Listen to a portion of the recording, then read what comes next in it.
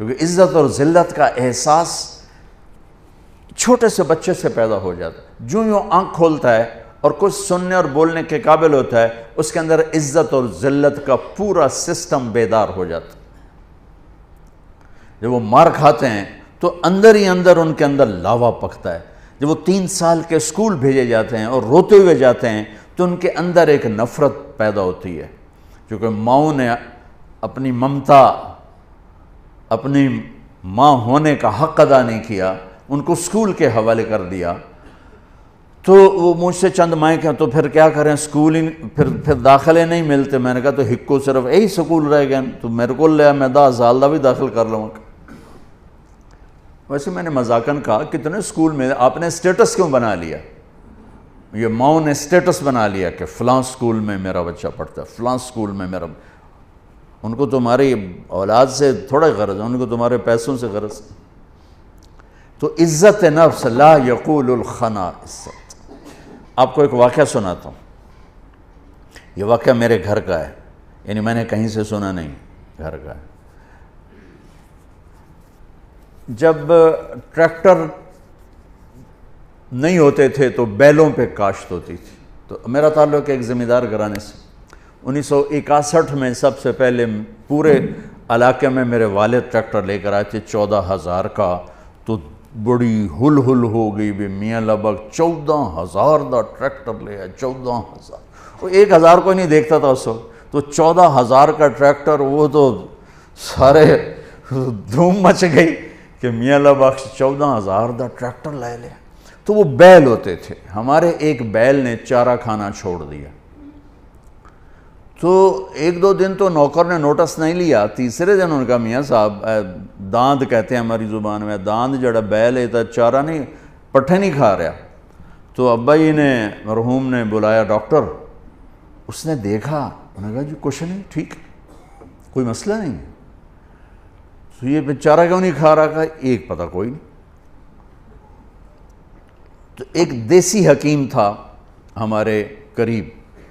تو والد صاحب مرحوم نے گھوڑے پر ایک نوکر کو بھیجا کہ جاؤ اس کو اٹھا کے لاؤ. اس کو لے کر آئے تو اس نے بیل کو یوں دیکھا، کہنے لگا میاں صاحب انہوں پٹھے کون پاندا ہے؟ تو ایک ہمارا نوکر تھا اللہ دتا کسائی، تو اس کو دتو کسائی کہتے تھے. کہا ابا جی نے کہا جی اے ہے دتو، اوے اوریا. اس کو بلایا، بیل کے سامنے بٹھایا، جوتا اتارا اور 5-7 اس کے سر میں مارے، ٹھا ٹھا ٹھا. کہنا جی پٹھے پاؤ. پٹھے پائے تو وہ کھانے لگا.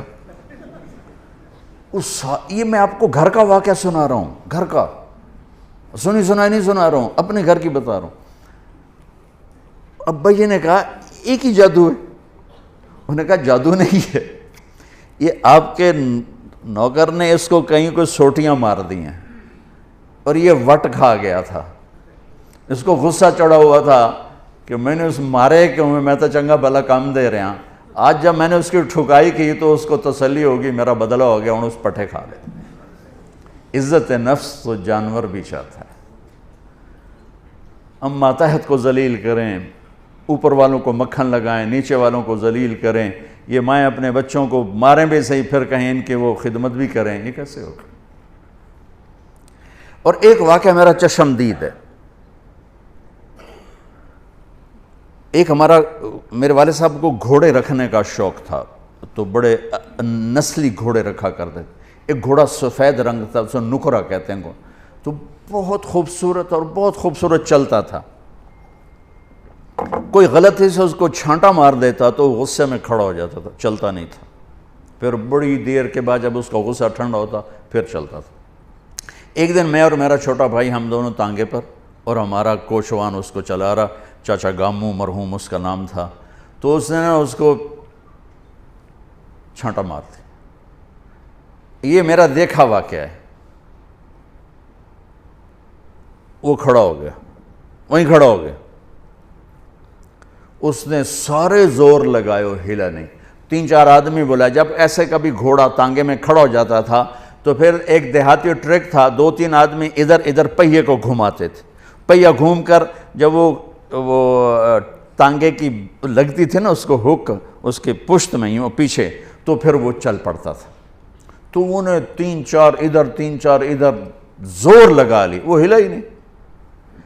اب دیکھیں اس نے کیا کیا, وہ نیچے آیا اور اپنی پگڑی اتاری اور اس کے پاؤں پہ رکھ کے کہنے لگا اللہ دا نام ہن تا ٹور پاؤ. یقین مانے میں آپ کو آنکھوں دیکھا بتا رہا ہوں. اس کے بعد اس نے آ کے لگام اٹھائی, گھوڑا چل پڑا. آپ سیرت النبی کا ایک لفظ لے لیں تو آپ سب کے لیے کافی ہو جائے گا, میرے لیے کافی ہو جائے گا, ان مستورات کے لیے کافی. کہ ہم میٹھا بول نہیں بولتے. بطور ماں مجھے کیسے بولنا چاہیے, ہم نہیں بولتے. بطور باپ مجھے کیسے بولنا ہے, نہیں بولتے. بطور بھائی مجھے کیسے بولنا ہے, ایسا بول ہم نہیں بولتے. بطور باس مجھے ماتحت کے ساتھ کیسے بولنا ہے, ہم نہیں بولتے.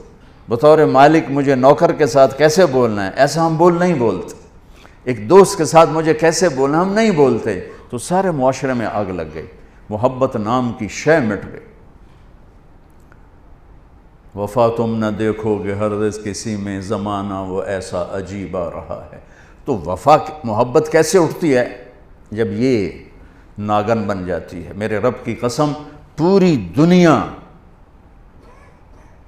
کا شہد کٹھا کروں تو ایک میٹھا بول اس سے زیادہ میٹھاس رکھتا ہے. اور اللہ کی قسم 7 سمندر کی کڑواہٹ اکٹھی کروں تو ایک زبان کا کڑوا بول اس سے زیادہ کڑواہٹ رکھتا ہے.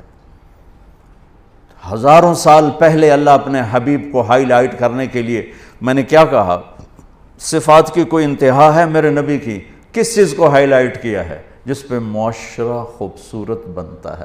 لا یقول الخنا, جو کبھی ایسا بول نہیں بولے گا جو کسی کے دل کو توڑ دے, کسی کا آنسو بہہ جائے, کسی کی آہ نکل جائے, کسی کی فریاد نکل جائے.